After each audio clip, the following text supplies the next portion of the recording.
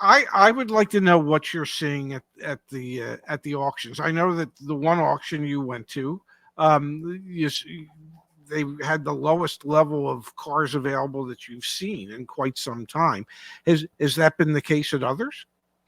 Yeah, so what I'm seeing at auctions right now is I'm seeing that yeah, we're getting fewer trade-ins. So that means obviously that these new car dealers, they're not moving as many cars as they had been even 6 months ago. We're seeing that in the numbers already, but Hmm. now it's really starting to hit my business as a used car dealer. And it seems like it almost goes like an accordion. Like it seems like maybe 1 week out of the month we'll go and we'll hit it real hard and we'll be able to buy tons and tons of cars, but the other 3 weeks it's like there's almost nothing there for us, and I'm not really sure why this is going on. I know that the weakness from the market is just been the biggest continuous story that I've seen, and I'm seeing it really that even though we're getting fewer vehicles at these auctions, the prices really aren't going up. As far as the stuff that I'm buying, it seems like the prices are going down even a little bit. So this is very surprising. I think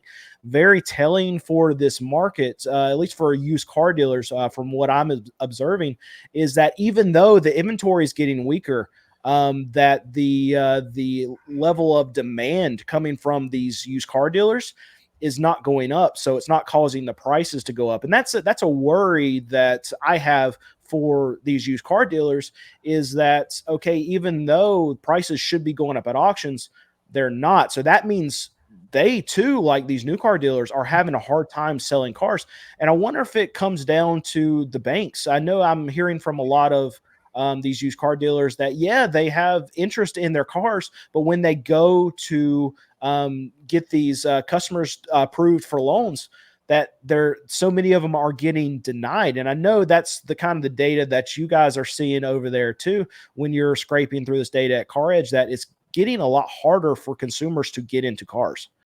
It is, and the other thought that came to my mind is maybe they just don't have any room left on their floor plan credit lines to be buying any more cars at the moment.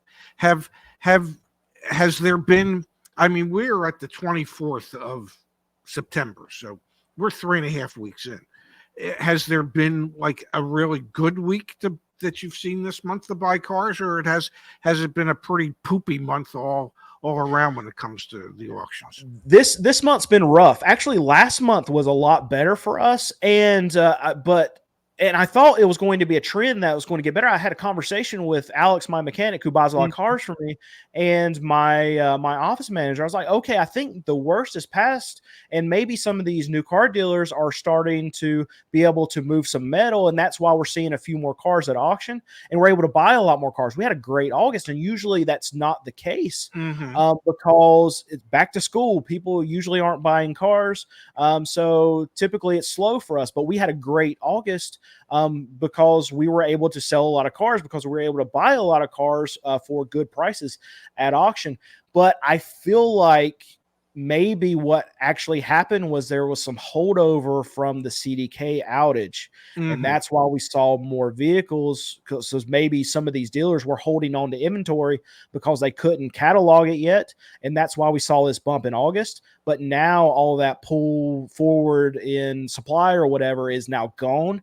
And we're back to, okay, slow times. Now, typically what will happen is in October, we'll get another, there'll be another good month for dealers. Mm-hmm. I've never known exactly why.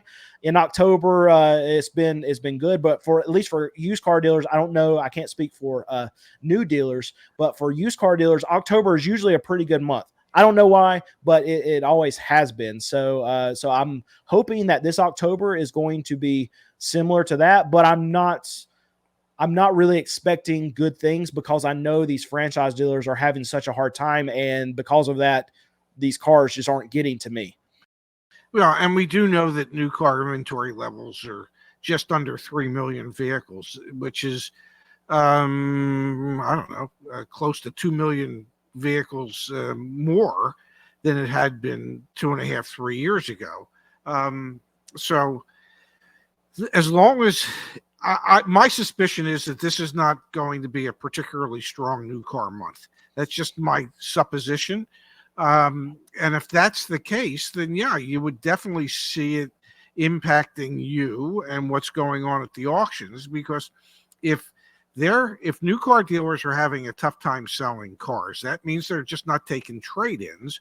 And if they're not getting trades, they got nothing to take to the sale, which is what they do with the older cars typically. Yeah. So, well, I mean, we talked about amounts now, what I'm seeing. Let me talk to you about quality, because quality is even worse than the volume that we're seeing. So now it's my opinion that people are really only trading in their cars because they have to, because nobody's wanting to trade in their 2005 Toyota Camry for a brand new Toyota Camry and sign up for that $750 a month payment that's going to come along with it right now. And that's the average new car payment.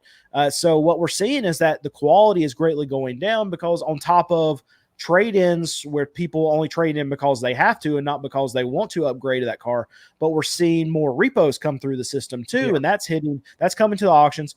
Now, we'll buy repos every once in a while, but I will say for every 10 repos that we would actually look at to want to buy, like if it fits our kind of the criteria for the car that we want to buy, say like I gave that example, the 2005 Toyota Camry, there's only going to be maybe 1 out of 10 of every one of those repos that we will actually buy that we will deem good enough for us. And we sell cars that are $5,000 and under. So our quality standards aren't going to be tip top. But I'll say if it's a trade-in, it'd probably be higher to like 7 out of 10 that we would be able to buy that 2005 Camry. And that's how different the quality standards are on a repo versus a trade-in that we're seeing at auction. And quality of vehicles at the auctions have been going down significantly over the past 3 years. The quality reports are not nearly as accurate as they probably should be. There is, and you know better than I do, but there is a lot of crap that is making it to the auctions these days. And I'm sure for you, with what you're trying to buy, you have to be really, really careful about what it is that you find yourself bidding on. Yeah, it is. And at the end of the day, I mean, we talk about this a lot. You make money on a car when you buy the car. Yes. So if I'm going to auction and it's a crappy car, and sometimes I buy crappy cars, then I'm going to be stuck with that car. And if I can't sell it to a consumer, if it's got a bad motor, a bad transmission, then I'll either have to fix it and then end up probably losing money on that car, or I'll have to dump it right back to auction if I do a cost analysis and figure out, okay, well, I can't put X amount of dollars in this car and still make money on it. Well, if I send it back to auction, I'm not a franchise dealer. Yeah. So when I send a car to auction, it's going to bring way less money than what I paid for it. So I'm going to end up losing money on either one of those cases. So we have to be so careful with the cars that we buy at auction. We go an hour and a half, 2 hours before every auction. We take our scanners, our code readers. We try to check the cars out as well as possible, but we're not going to hit everything. So at the end of the day, we're pretty good. We run about a 5% loss rate on the cars that we buy. But at the end of the day, I mean, there is some sense of gamble to the cars that we're buying. As good as we can be checking out these cars, there's still going to be some unknowns, some hidden things about all the cars that we see go through these auctions.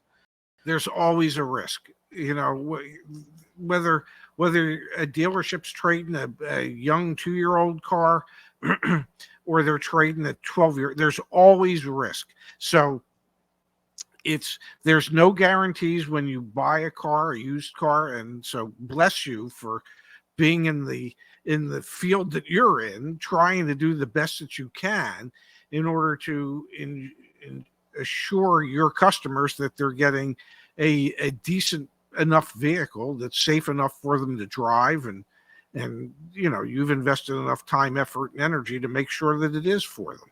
Yeah, and I will say that what I have noticed over the last couple of years is that the amount of work that we're having to put in the cars, the amount of time that we're having to put in these cars to fix them and make sure they're ready to pass inspection, to be able to be sold to our consumer, so much more time. And it's, I mean, as you know, in business, any time that we have to put in these cars, that just means more money.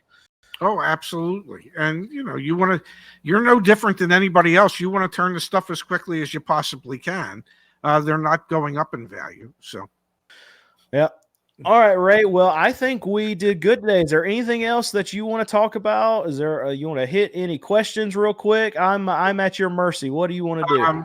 Well, I'm going to be honest with you. I've had 2 bananas today, and I'm a tad bit hungry. I thought that was going a different way. I know bananas have a lot of fiber, right? No, I've had 2 bananas, and I'm hungry. Damn it! And I need to plan better for these Tuesdays. All right. Well, we will cut it right here. Thank all of you for joining the show. Please subscribe. This is a brand new channel. Me and Ray, this is our first full show that we've done. It would really help us out to if you could subscribe to this. And Ray, thank you for doing this with me. This is going to be my most fun hour and a half, 2 hours of the week. Well, I concur. I enjoy it. It's fun to have a somewhat freewheeling, unstructured type of conversation, and it reminds me of tales and stories that I can share. So I thoroughly enjoyed myself today. Awesome. Thank you, guys. And I hope you all have a great rest of your day. For my wife, for Ray, thank you for being on. And please subscribe, like, and you won't be able to comment on this because we're not posting it. So there you go.